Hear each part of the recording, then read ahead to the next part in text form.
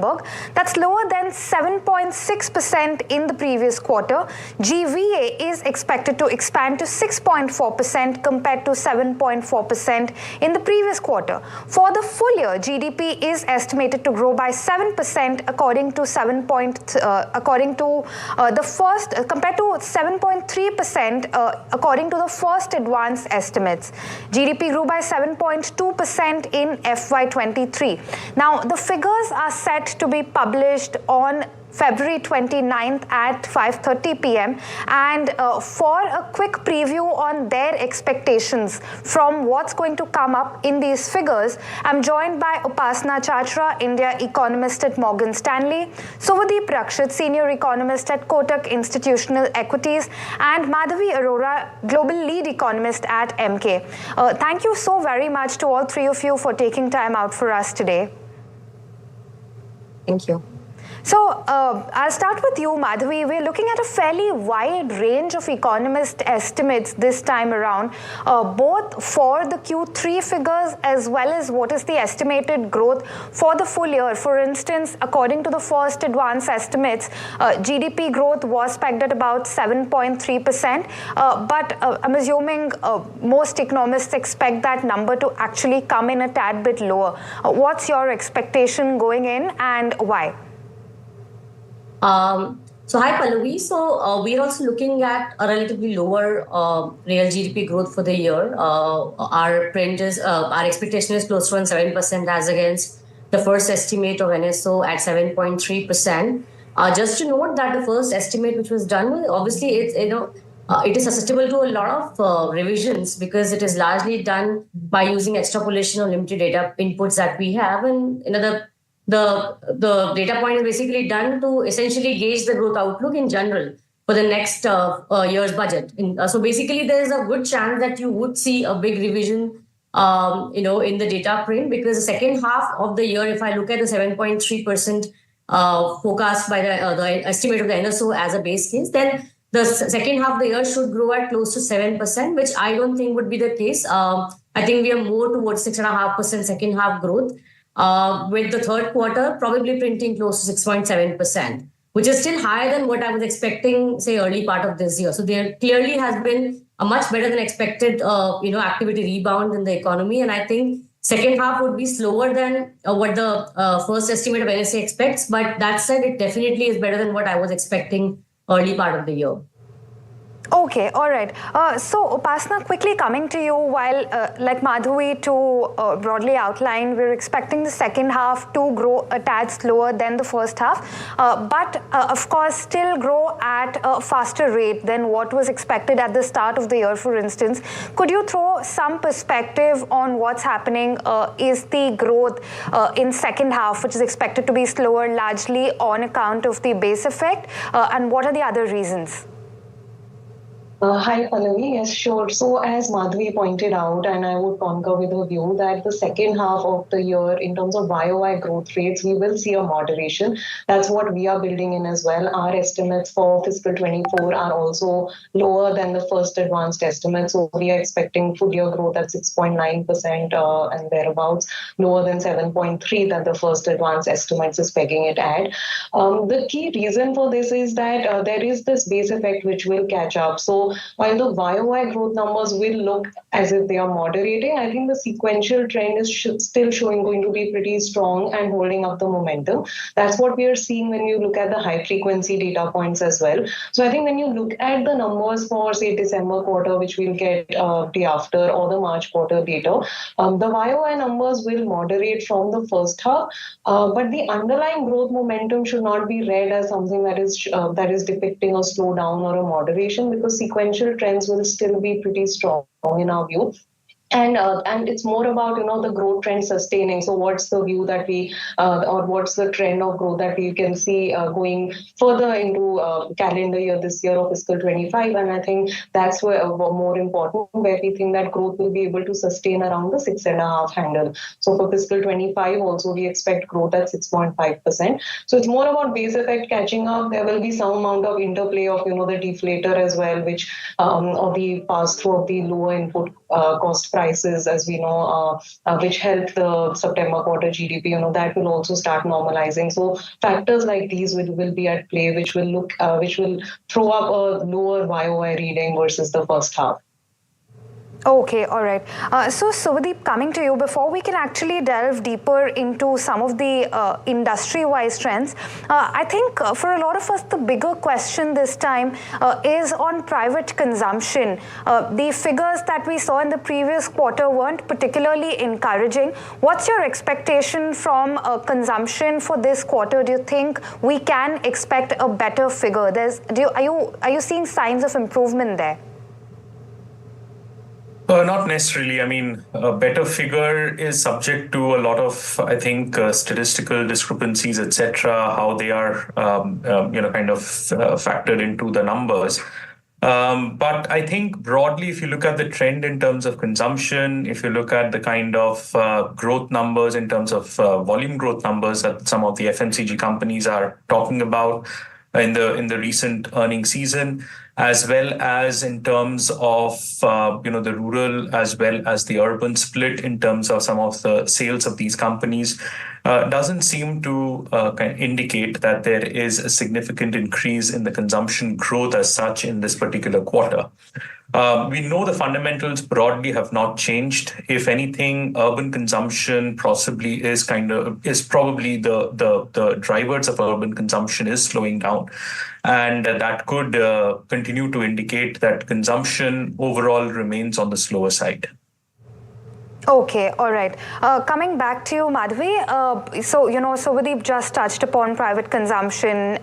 No particular reason to expect any strong improvement there. But what's your reading of the rural economy? It's been a point of concern for quite some time now, and it does appear that we're beginning to see some signs of improvement. What's your takeaway? And then, of course, added to that, agriculture. In the previous quarter, agricultural growth was also only at 1.2%. Can we expect a better figure this time around? So with regard to rural, again, we're getting very mixed trends. And those are, again, cyclical stories, right? On a secular basis, we look at the rural economy since 16-17 has been largely sluggish, partly led by the fact that the real wages in the rural sector have, grown on an average of +2 or -2% year-on-year growth. So that itself sort of explains that, because of the lower rural income in general, there's been a lower rural consumption overall. Within rural as well, I think the composition of employment has changed probably in favor of agriculture, which is now moving at the margin again back to services. But possibly the reason why we saw a much lower rebound in the rural consumption was largely because of the, skewness again towards agriculture as a base for employment versus, say, services, which is a much better paying and a much more productive sector. But I think that is also improving at the margin. But again, as I said, structurally, you still have to see better income growth in the rural economy in general to be able to expect a big rebound in the rural story, which is yet not happened.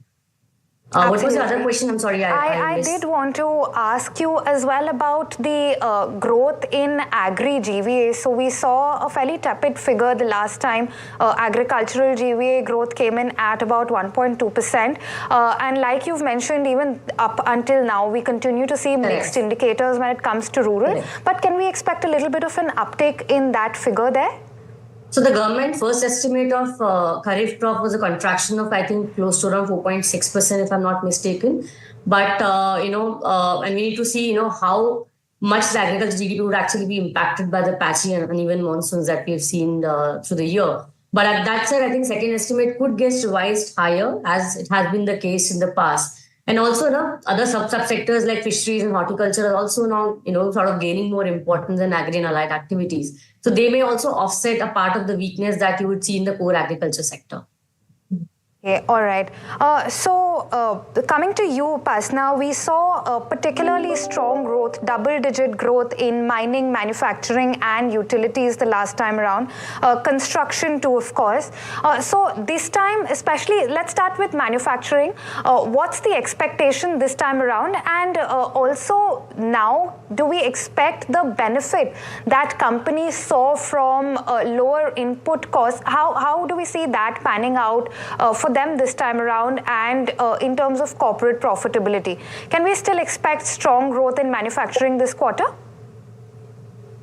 So yes, manufacturing I think was the biggest surprise in the last quarter in terms of the upside that came in the overall GDP numbers as well, and growing at a double-digit level on a real basis. I think that number is going to moderate when we look at our estimates for December quarter, but still remain pretty healthy. So you can't expect it to continue growing 13%. I think that will see moderation basis the high frequency data that you can see for the manufacturing related data points for the December quarter, and that is, I think, going to reflect in the GBA numbers as well. So we are expecting that number to moderate to somewhere just probably below double digits, so in the 9 to 10% range. This is being driven, as I mentioned, by the earlier question by the lower pass-through or the normalization in the benefit from the input cost pass-through as well. So if you look at non-food WPI inflation, that was contracting by about 8% in the September quarter, and that contraction has lessened to, I think, 3 or 4%, if I remember correctly.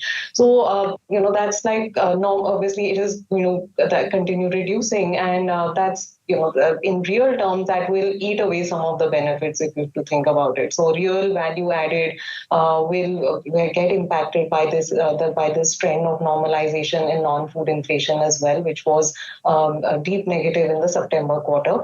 This is getting reflected in the corporate profitability trends as well. So if we look at corporate profitability trends, the YOY of that remains very strong still in December quarter, but has moderated from the September quarter levels. So I think at the margin that will impact the YOY numbers that we see for the manufacturing sector, which are probably going to see some moderation versus the September quarter.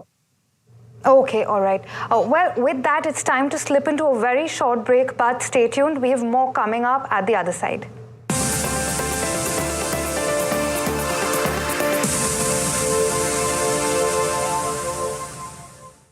Electoral bonds have been deemed unconstitutional by the 5-judge Supreme Court bench headed by Chief Justice D.Y. Chandrachud. They were first introduced in 2018. An electoral bond is a means to fund a political party in India while maintaining anonymity. These bonds are available in multiple denominations ranging from 1,000 rupees to 1 crore in specified branches of the State Bank of India. This was introduced in the system to maintain transparency in political funding via a banking network and reduce black money.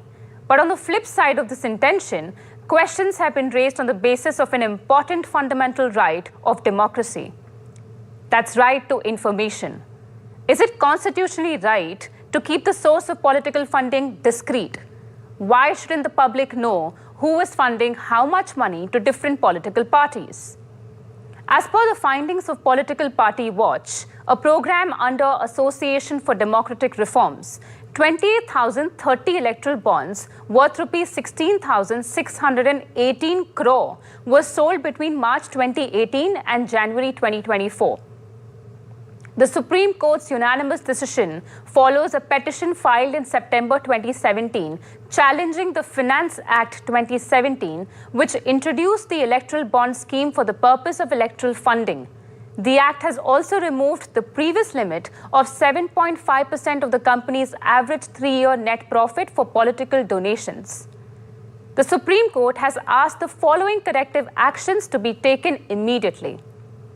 State Bank of India will need to stop issuing electoral bonds immediately. SBI will have to submit the details of the purchase of electoral bonds and their encashment by political parties since the interim order of the court, which is April 12, 2019, to the Election Commission in 3 weeks by March 6th. The Election Commission will have to publish all these details on its website 1 week after, that is on March 13th, after it has received all the information. Electoral bonds that have not been encashed yet by the political parties will need to be refunded. For more such updates, stay tuned to NDTV Profit. Headlines you start your day with. What matters worldwide is now in the palm of your hands. Get ready to seize the day and maximize your financial potential. Stay ahead of the curve with all you need to know on NDTV.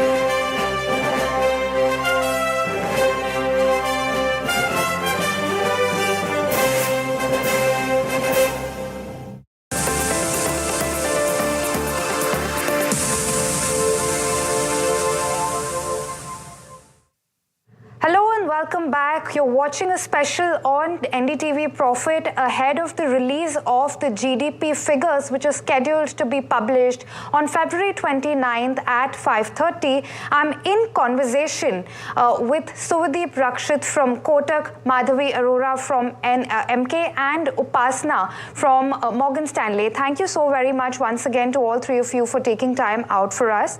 But Suvadeep, coming back to you, tell us a little bit about what's the expectation in terms of the industry-wise breakup.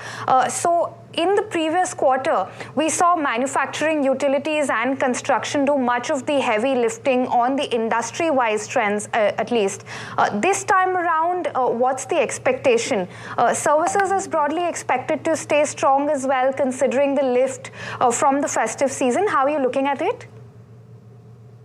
Sure. If you look at the industrial sector, obviously a very large, in fact, it was quite evenly distributed in September with the double-digit growth practically in all of the four industrial segments: mining, manufacturing, electricity, as well as construction.